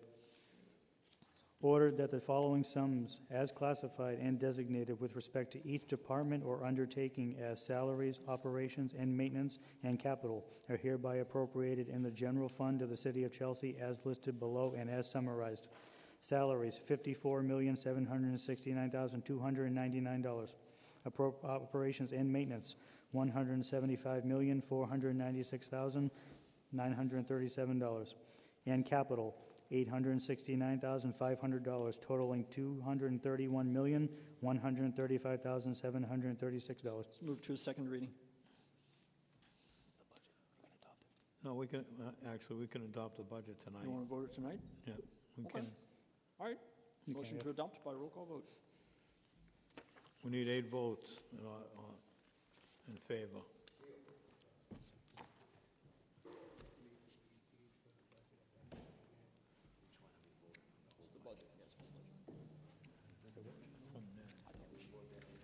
No, we just took it out of the public hearing. We got it. The roll call vote would be on adoption of the budget's general fund. A yes vote to adopt, a no vote to reject. Mr. President, can we speak before we adopt it? Yeah, you All right, want to great. speak on the budget? Yeah, thank you, thank you. Hey, so I just wanted to rise to thank all the folks that came before us, the 3 nights we were here, City Council was here in full. Want to thank all the department heads for their efforts and taking the charge and trying to help us meet our goals and be able to offer the service, the service, and also provide better care for our residents. Especially a special shout out to Mr. Dunn and his staff and his assistant. They were here every night. The questions we had, they answered. They just locked it down. They made it really easy. In the word of some of our city council members, they made it very transparent. It was right there in front of us. We just had to turn the pages, which pages was numbered. But we really want to thank our city manager also for the work. I know he took over a really tough job, came in without really being prepared for all that he had to deal with in closing up the pandemic and the COVID, but he was very professional, showed a very great teamwork of bringing not only the department heads, but also working with all of us as city councilors. Sure, a lot of us, like you heard tonight, are throwing things on your lap, but you really proved the ability that you was deserving to be in that position. So I'm so grateful and glad that you were able to help us, guide us through here and this process. This is not an easy process. You know, we had questions. If you really looked at the budget was sound, it was good. You know, we had our attorney, Cheryl Ann Watson, over there. She was here working with us on it, answering questions. But, you know, the budget is a very big piece of what we got elected to do, to make sure that we provide this, because the budget provides the service that we want the residents to have. So this budget includes public safety, increased public health, iniquity. We always been talking about iniquity. We worked and we talked to the departments when they came here, and they talked about what they could do in the future. But the most important thing that was to me, what they was doing to try to get through this budget and move forward and offer quality service and efficient service. So I'm grateful for that. We also talked about the school. This budget offers funding for the education for those of us that was here this past Saturday at the graduation. I was so glad to hear how many students received the Bunker Hill Community College Scholarship, and we provide that in the budget. So that's very, very helpful, not only for us to stand up and take, you know, kudos, but it helps them continue their education and become better citizens in our community. Neighborhood enhancement. We've always talked about, you know, certain parks and certain programs. We've done a lot throughout this COVID for the last 3 years, but we've partnership with some very good partners in our community. Whether you like them all or don't like any of them, they were there for us. They stood beside us. They showed their collaboration with the teamwork. I want to thank them for their support of helping our city, citizens of this city of Chelsea and our community partners. We have, believe it or not, we have one of the greatest partnerships with different community organizations than anyone across the state. I work downtown. I deal with city reps and former city councilors, and every so often I even see some of my colleagues coming to the office, and they'll tell you, people talk highly about Chelsea. People talk about the commitment that they have to the residents. We gave out food cards. We gave out housing assistance. People got burnt out of their houses, didn't know where they were going. Guess what? We help them. That's what this budget does, you know, and we did not have to put a lot of money. I talked to the city manager. We did not have to put a lot of money into this budget. It was all made through our work and our efforts here. We should all be proud of it. Lastly, I would like to say is that, you know, it's really interesting how, you know, we come together and, you know, we went through a lot. We went through a city manager leaving. We went to a city council president stepping down, and, you know, things flared. But when budget came around, we all showed up. We got together. So I'm really proud of you women and you men for what we've done. I think this budget demonstrates and shows the commitment that we have for the city of Chelsea. I could stand up and talk a lot, but you know what? We've done it. We've done it. We've provided. We continue to provide. And as the city managers say, it's a concession of what we can do in the future. So I'll be voting in favor of this budget. Thank you, Mr. President. Thank you, Council. Council Vito? Thank you, Mr. President. I'll be brief. I just wanted to say that if our budget is supposed to represent what our morals and our values are, then by the increase that we saw in the senior center, by offering transportation services and the increase in the school budget, it shows that we're investing in our young folks, investing in the recreational department in a new position to push forward arts and crafts. I mean, the arts and cultural affairs. I just want to thank all the city staff for everybody that came up here for all the hard work that went into this. And there was something else I wanted to say, but I can't really remember. But all in all, I just want to say that even the presentation of the budget was just really super clean compared to other years. And I'm just really grateful for to have been serving in this capacity, to be able to see the difference from when I first started on the council 8 years ago to where we are now. It just really feels like it's for the people and of the people, and I'm just really grateful to have been a part of it. Thank you. Thank you, Counselor. Counselor Taylor? So I wanted to say basically two things.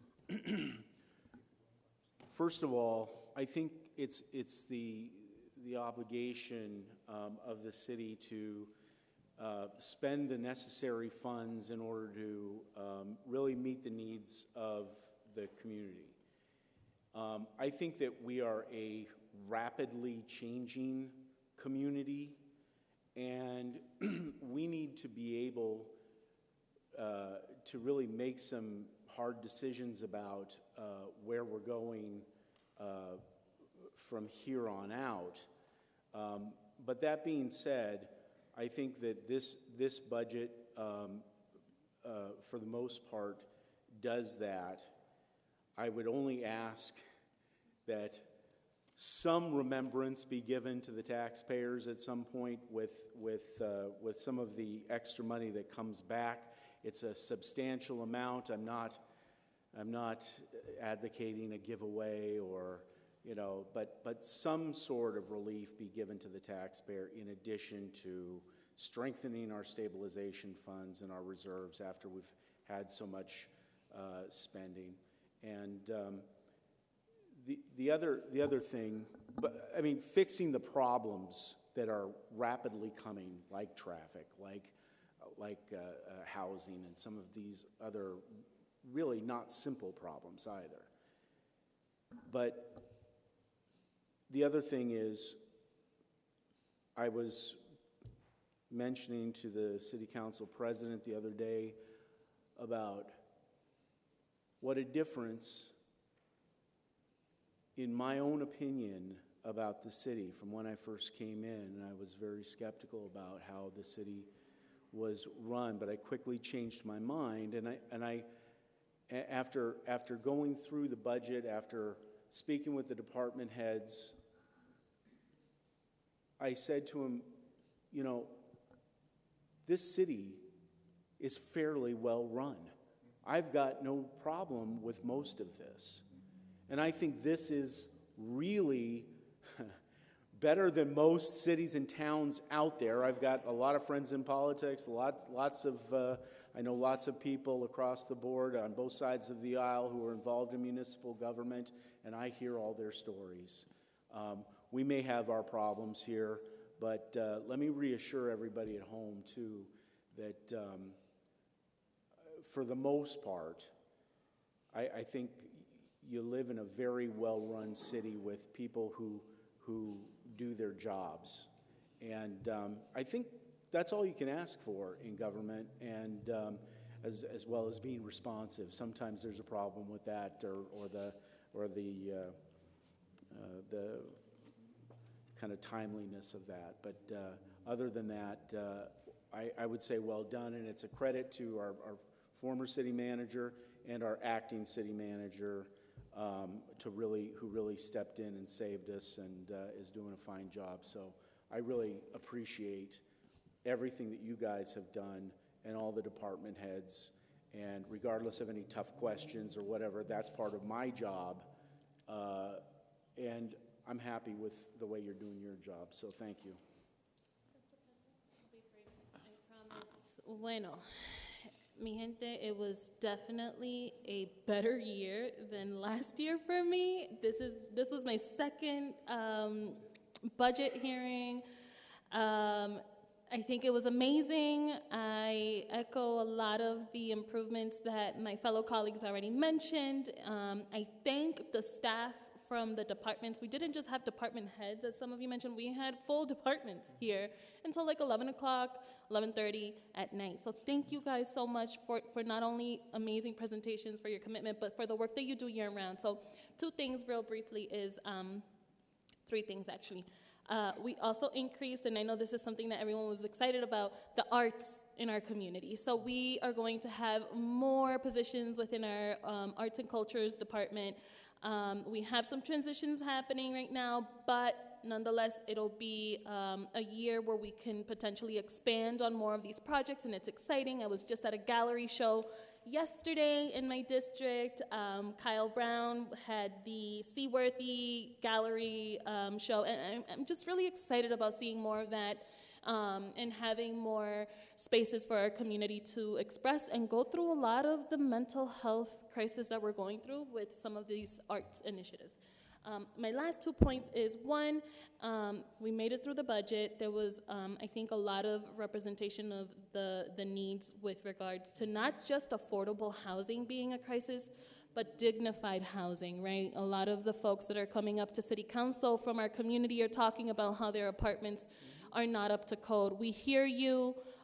We are with you. We are having conversations in subcommittees, and we are looking for ways that we can improve this situation in our community. But I do echo that when it comes to these conditions in Chelsea, I think that it is more manageable, and there is a light at the end of the tunnel in comparison to our neighboring communities, where they're still kind of like trying to get a system similar to ours.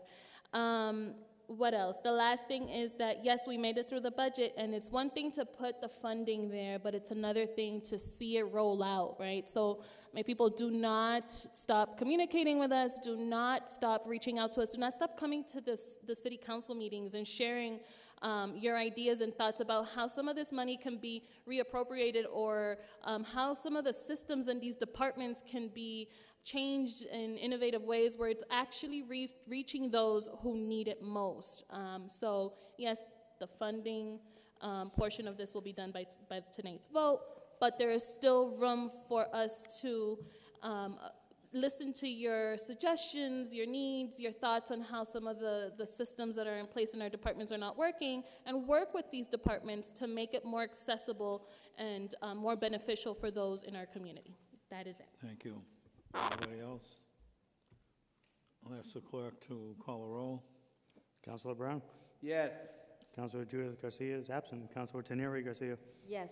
Councilor Lopez? Yes. Councilor Robinson? Yes. Councilor Recupero? Councilor Vido? Yes. Councilor De Jesus? Yes. Councilor Heidelberg? Yes. Councilor Vega? Yes. Councilor Taylor? Yes.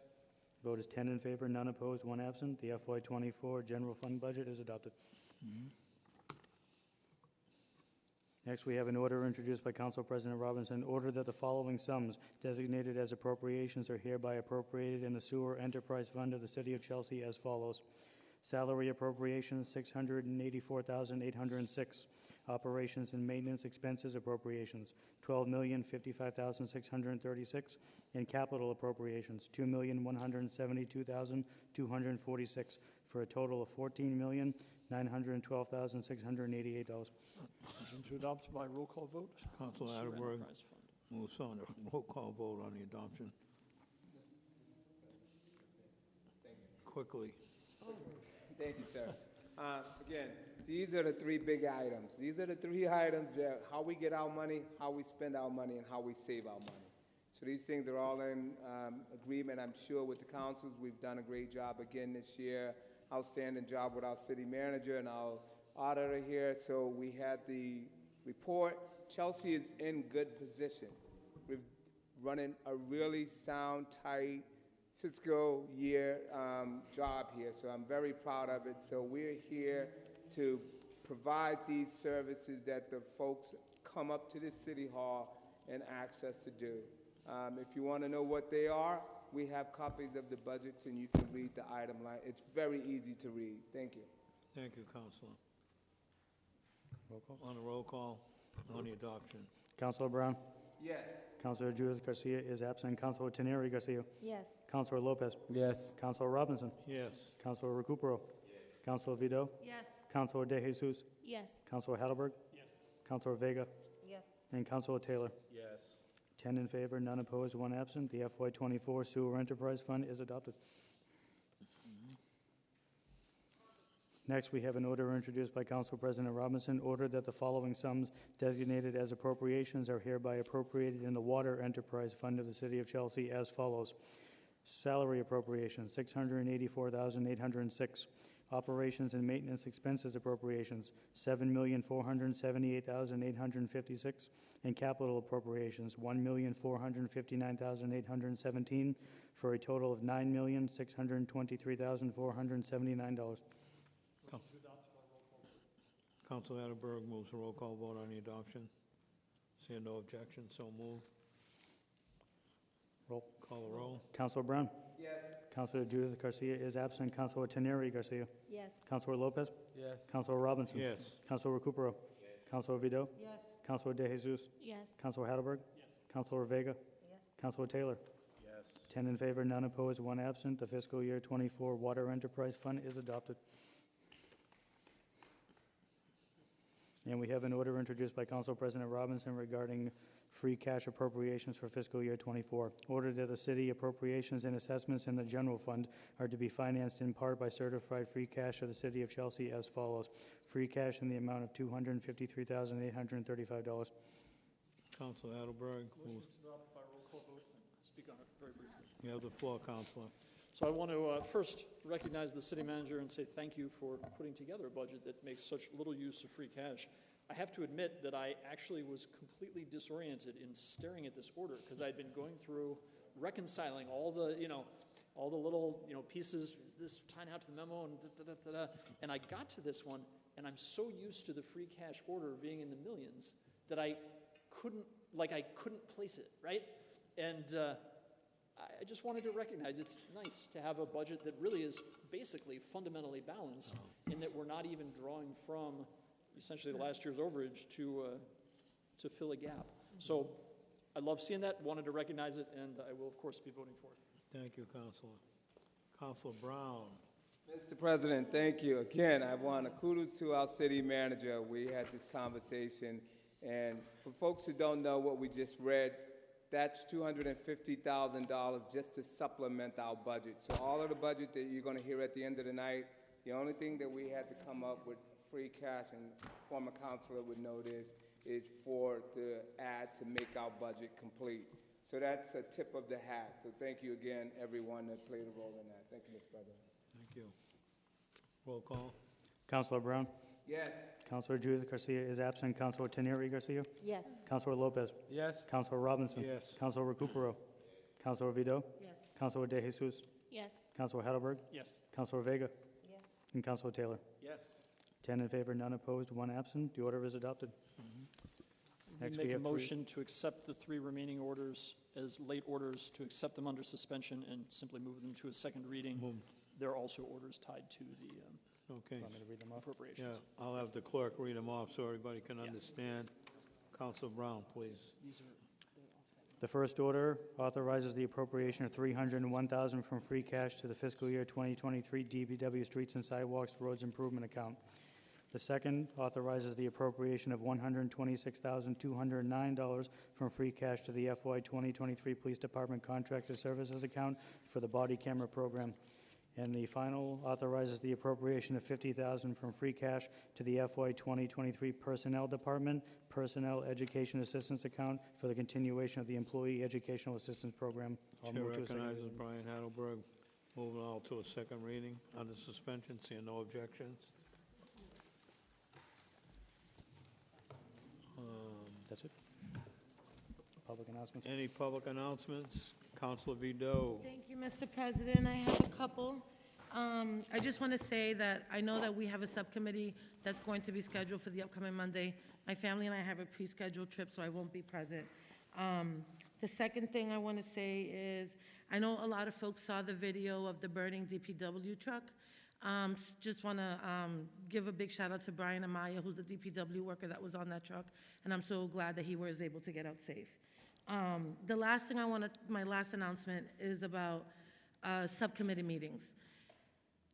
For the past few weeks, we are able to meet formally because we're rarely making quorum. There were 2 meetings that we had specifically where there were outside entities that came here to meet with us who are requesting millions and millions of dollars. It is our due diligence to be present here. And I understand that folks show up to the council meeting, but we can't just show up when the cameras are on. The work really happens in that back room, and it's so, so important that we show up. We owe it to the voters to be able to come to these meetings. If you can't make it, by all means, you call, make sure you give a call. But that isn't happening, and I understand things happen. I'm a mom. I was sick for a while, and I had to be out for months because I was out on medical leave.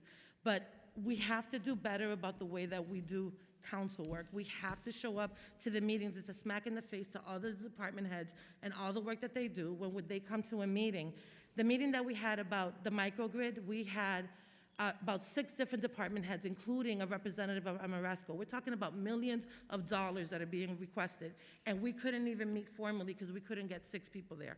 Finally, somebody did come in a little later, and we were able to meet, but we have to do better about how we're showing up. This is an election year. Folks are paying attention. I just urge our counselors to show up or at least call if you can't make it. It's disrespectful to the rest of us. We are a body. We are all, none of us are better, no one's better than anybody else. What part of the body you are, you can figure that out. But together we are a body, and we need to be able to do this work together. It's really a disrespectful thing to not show up to the department head, to the city manager, to the rest of us, your colleagues, but especially to the voters of this community. Councilor Recupero. I don't have much to say, just one thing. Construction is beginning on 22 Willow Street, and pretty soon you won't be able to move in that area. So figure out a way to go around that area, because every day is getting more and more crowded, and I see it every morning you can, especially on Highland Street. Highland is so small that right now 2 cars don't even fit in that area. So when big trucks are coming, or regular trucks, it's hard. And there's a lot of congestion within that area, not only on Highland, also on between Marginal Street and Central Avenue. All that whole area is congested. So try to figure out a way to get around safely, or with give yourself a little more time, because it's not as smooth as it used to be. So you have a nice night, and thank you. Councilor. Traffic and Parking Commission will have a meeting at 6 p.m. And for my families that live on Clinton, the order for the speed bump is on the agenda. I know that there are a few folks that are already planning to go, but I just wanted to make it public. If there's anybody else that lives on Clinton, or even some of the neighboring streets like Crescent, where you see some of the speeding, please join us at 6 tomorrow. Also on the agenda tomorrow at 6 is a conversation regarding the pedestrian concerns on Clark. So if you live on Clark, my 260 Clark people are already coming, but anyone else who lives on Clark who has concerns about pedestrian safety and speeding, join us tomorrow at 6. Calvin Brown. Just want to reach out to the folks in Amherst Hill and Lower Broadway and Beacon. This past Thursday night, we had crews and contractors out front. They were actually doing some of the de-leading and picking up the lead that has fallen from the Tobin Bridge. There will be continuous work going on over there, so you may see those folks. It's probably going to be a little inconvenient at night, but they were over there doing the job that we've asked them to do. It's probably going to be a longer experience than we want it to be, but they are working on it, so I want to thank them for coming out and thank the city manager for pushing the issue. And also want a big shout out to the police department and our traffic department. I was with the traffic director this past, I believe, it was last Tuesday. No, actually it was this Tuesday. And again, the trucks coming down the Tobin Bridge, they're making a turn. They got stuck this weekend. We had some problems over there. So now in the police department, we have signage up there. We have cameras up there. So 2 things. 1, don't speed coming down because you may get caught on camera and you may get a ticket. But most importantly, we're trying to make it safe for that community there. As the weather starts to continuously stay warm, we know that folks will be out there, and we just want them to feel safe. But I really want to thank the department heads for addressing that. I'm hoping that they will be able to do what they can with the bridge. They're going to have to shut it down for some time to try to get, the painting that's going upstairs above. But also, the trucks is coming down. We really have had a problem with that, and I hope the signage will help no turns here on Beacon. Thank you. I have two announcements. One, at 10 o'clock at Mary O'Malley Park, the playground will be dedicated to Jack Frazier, who was instrumental in cleaning up Mary O'Malley Park and Saturday. bringing it to a condition on Saturday morning at 10. And then at 1 o'clock, across the street by the Civil War Memorial, if you've noticed, there's a piece of artwork was done by an artist from New York that relates to Louis H. Latimer, who was born here in Chelsea, and without him, we would be sitting in the dark. And, I like it. and we wouldn't have any phones either. So that event will take place at 1 o'clock, right by the Civil War Monument. Any moments of silence? Yeah, Icon. the great Tina Turner. Yeah, she passed when I was in North Carolina.